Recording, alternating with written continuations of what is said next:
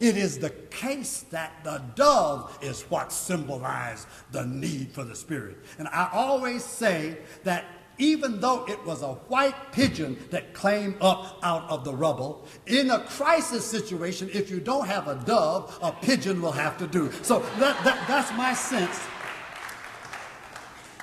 But the revitalization, the Great Awakening, for the first time, within my training, within America, the United States of America, the Great Awakenings, first, second, and third, if they were, and somebody even, Robert W. Fogel out of Chicago, seems to think there was even a fourth one, based on whether we responded to egalitarianism in one way or the other. But the reality is these were all Christian movements, Christian revivalistic movements, that brought personal piety, but also always brought transformation in the society. In the first instance, the revolution. In the next, abolition. And in another, maybe more economic justice considerations than we had thought about towards either a fair deal or a more just way of life. But the reality is for me that this next awakening, in response to God Bless America, this next great awakening will have to be an interfaith awakening. Now, I know what the old ones look like, but I came here just to posit in the interrogative. What will an interfaith great awakening look like in the United States of America? Will it look like a watered-down version of nobody seeking it, but we can all do it in common? Or does it look like challenging every religious tradition in this nation simply by the question, what does your tradition have to say about how we achieve and maintain balance necessary for full human existence? I want to ask my Christian church, don't water down your religion. Interfaith awakening will probably not be about comparative soteriology. It will not be about what names we use. It will not probably be about our comparative eschatology. It has to be what gives us balance. And I am convinced that just as it is the case in my body, also in the body politic, there is a gyroscopic mechanism that would incline us to seek balance. And that is why it is likely that a great awakening is going to happen. I think because in each of the great awakenings, there has been a perceived sense of out of balance, out of kilter, insecurity, change beyond our capacity to cope. I think we are a prime suspect for a great awakening, because we surely meet that requirement. Out of kilter, broken down, scared, not able to even believe that our ideals are feasible. Well, here's what I think. If it's going to be an interfaith awakening, then I got to make sure that my major colleagues in my Jewish community and my Muslim community understand that I'm a Christian brother saying, y'all, let's get together and figure out what it's going to be. I think I would imagine that Ezekiel would have a word to say. Ezekiel was asked when he went around the valley that was full of bones, he was asked to prophesy first to the bones, but then to prophesy to the four winds. Whatever the transcendent dynamic is in our faith, how do we find a way collectively to call upon the four winds to blow upon these slain that they might live? And of course, I always distorted Ezekiel 37. In my revivalistic tradition, it was about getting my soul filled. It was obvious that I had not read beyond verses 1 through 10, for the interpretation of the vision, this is the whole house, not just your individual soul. What is it that we could do to call upon the four winds to blow upon the United States of America so that there would be a radical transformation of our values that would impact institutions so that we would at least have a reasonable expectation that the ideals that we have begun to speak about even more courageously these days might have a chance to live. And in regards to my Muslim brothers, I tell my Imam Faisal, Faisal Raf, that if I were going to broaden my religion and I was going to become a Muslim, I'd become a Sufi Muslim. And my favorite Sufi tale speaks about revival, revitalization, great awakening. For the tale says there was a little stream that wanted to cross the river, the desert. And the little stream, as it tried to cross the desert, found out, you know it, you know this one too, found out that every time it advanced itself, it was absorbed into the hot desert sand. It despairs of ever being able to cross the desert. Then the voice said, little stream, you can cross the desert. How?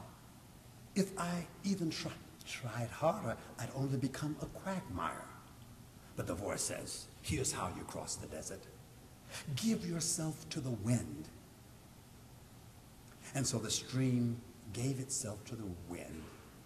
And the wind lifted it and carried it to yonder's mountain and dropped it as rain.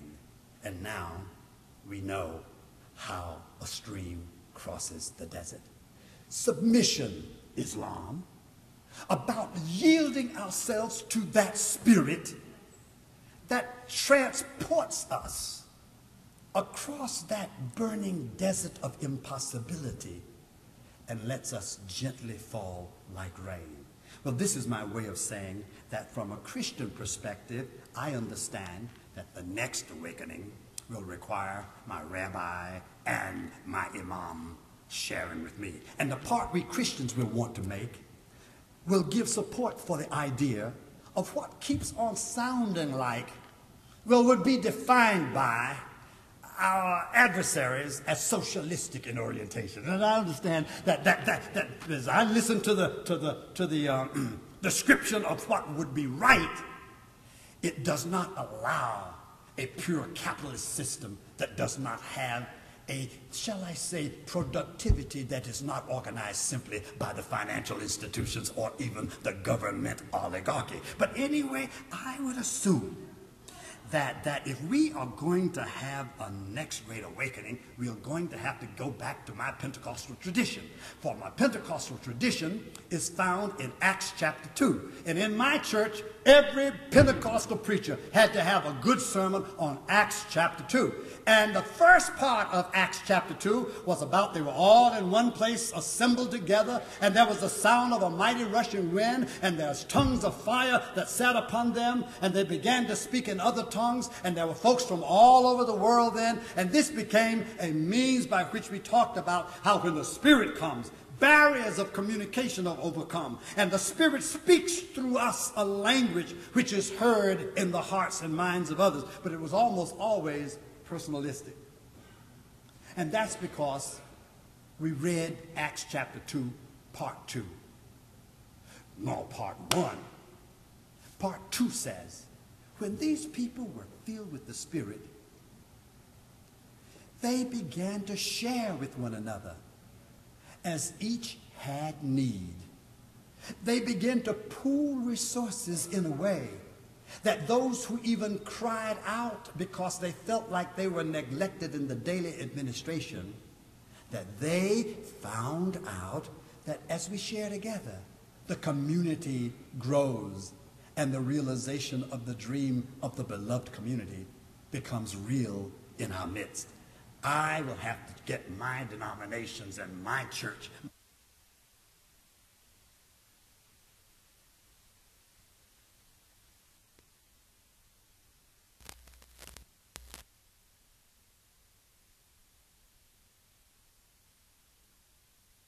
I'm taking the risk even of being a false prophet to suggest that it's on the way. And I base it pretty much on the out of balance situation, intolerable out of balance, insisting on finding homeostasis or boundary or balance again.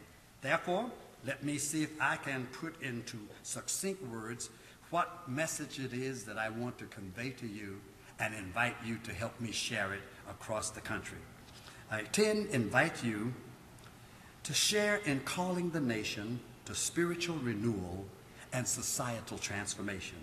And I'm going to propose that we look forward to the anointing of the Spirit in all of our traditions, even though we have varied pneumatologies. And I believe that the anointing of the Spirit is that process by which one comes to a fundamental awareness of God's acceptance, appointment, and approval for the work of the ministry to which we have been called. And then I'm asking us to also think about each of us as individuals and as institutions, discovering a calling to find our place in helping to build up Dr. King's beloved community of abundant life, embodying justice, peace, and compassion. And I view this as the case that the Spirit is going to be the key to community. And when this revival has happened, and I don't know how long it's going to take, but when it happens, the people who are touched by it will begin to challenge all the more the oppressive powers of King's triplets: racism, materialism, and militarism. And also, there will be, when the revival has taken place, there will be an encouragement of the beautiful balance of the material and spiritual dimensions of life. And I think in order for us to get there, we're going to have to start praying, working, and hoping for the coming of an interfaith spiritual awakening towards a spiritually renewed United States, rediscovering its place and mission in the global community of nations.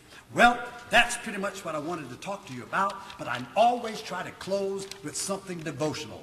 So let me close with my sense of what it's going to take to get the revival and what it will take so that those who are in the present administration will feel the wind blowing them increasingly towards the principle without the neglecting of the pragmatism. And so I think, let me sing this to you, and I'm sitting down. The Spirit is the key to community, where love and justice flow like streams, streams where the people work together for the common good to make our cities safe for dreams. The Spirit sets us free from anxiety about our neighbors far and near. When we learn to welcome strangers, greeting them as friends, no longer are we bound by fear. The Spirit sees the world as a neighborhood. The Spirit yearns for wars to cease. So the Spirit forms a circle of freedom-loving friends to claim the world for joy and peace. Spirit of community, draw us close to Thee. Help us see the beauty within diversity. Begin with me, my family, each neighborhood and nation. Fulfill the dream You had in mind the first day of creation. We are working in the Spirit. May the Spirit fill each heart. Then we will not let our differences tear our souls apart. For we know that we are family, all children great and small. Let's become that great community. We've heard the Spirit's call. Let's become that great community.